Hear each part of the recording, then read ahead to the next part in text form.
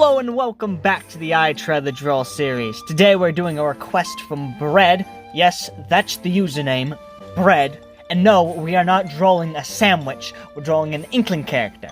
This! Hey, where's she going? Get back here! Ugh, forget it. Anyways, on to the video. For this, I wanted to use my second art style just because I don't use it that often and I kind of want to improve on it. My second art style is not too different from my main art style, it's just a little bit more bulkier and bigger, so we'll see how this goes. This character has a hat, so going to try to get the dimensions and all the bends and stuff, trying to draw all that, that's kind of going to be interesting to work with and deal with. When drawing the head, what do you start with, the head or the hair? For me, I always start with the head, and if I have headgear, I do the headgear first, and then I do the hair. But what's your order of operations?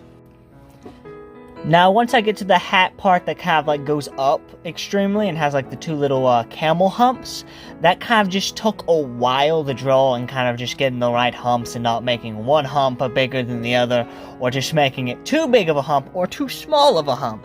Kind of just took a while to get everything right and just how I wanted it. Now where this little logo or whatever was originally there, I couldn't really read it before, I'm gonna slap my initials there. Why? Because it felt like a good place to slap my initials. Any other questions?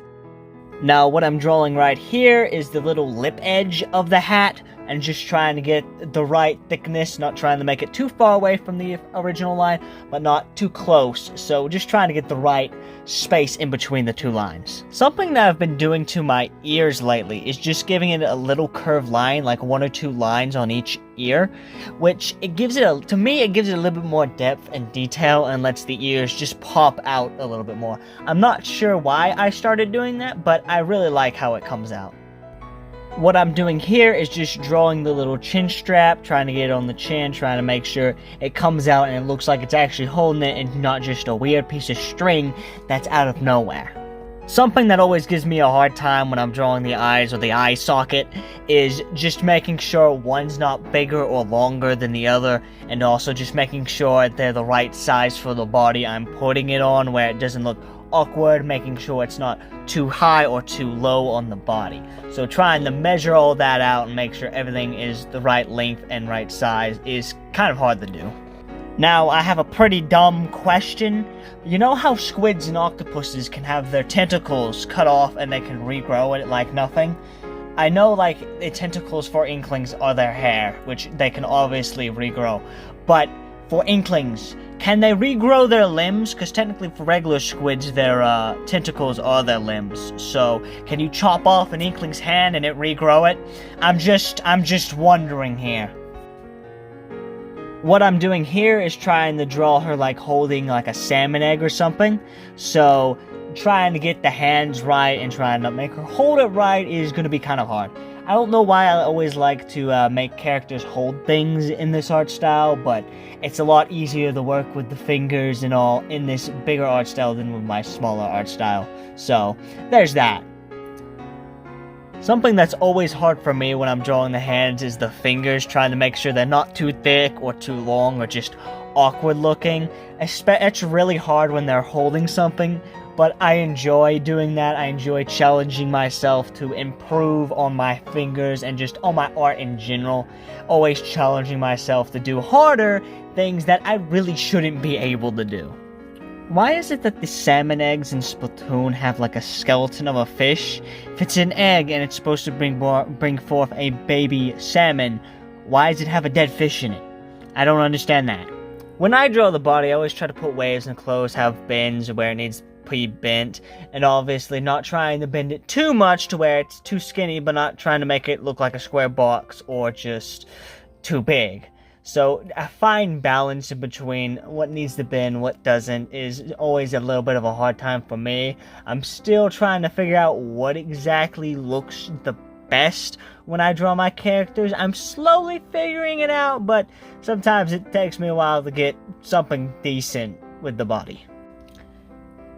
Now, the reason that you can't see all that I'm drawing right now is because I moved the book a little bit too far away from the camera so it could see. Luckily, you're not missing too much because the book's a little bit too small for the character, so I can't draw the full body, so you're not missing too much. Something when it comes to art, particularly art tutorial videos, when you're watching them, you can watch as many art tutorial videos as humanly possible and know all the ins and outs in your brain, but it does no good if you do not apply it. You can know all the information, but have no clue how to execute it. Same with content creation. You can watch many how-to and how to improve your art, how to get more and more views, how to get better attention levels, but that does no good if you do not know how to apply it. You can watch it, but if you don't apply it, it does no good. So if you're gonna watch tutorial videos, apply what you learn if you really want to improve. When it comes to shading in your characters when you're coloring, I don't do it too often. I know how to do it, and I've done it in the past, particularly with some scenes and stuff.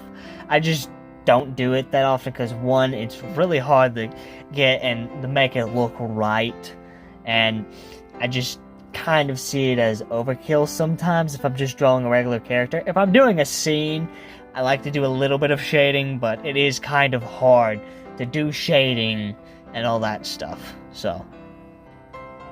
I had a thought. If Splatoon died, I don't exactly know what art content I would make, because if Splatoon dies, nobody's going to view Splatoon art.